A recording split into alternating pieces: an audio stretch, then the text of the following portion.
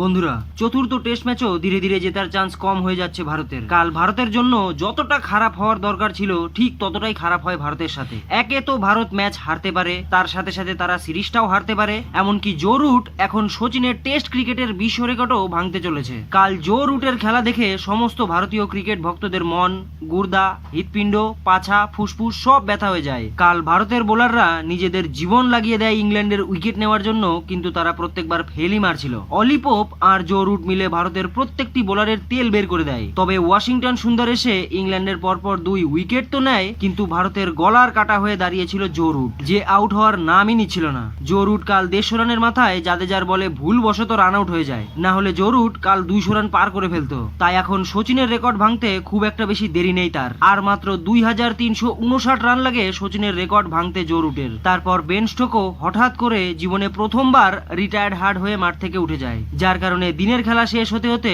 England 544 run করেছে 7 wicket হারিয়ে। তবে আপনাদের কি মনে হয় বন্ধুরা, এই টেস্ট ক্রিকেট ম্যাচ কি ভারত জিততে পারবে? নিচে কমেন্ট করে অবশ্যই জানাবেন।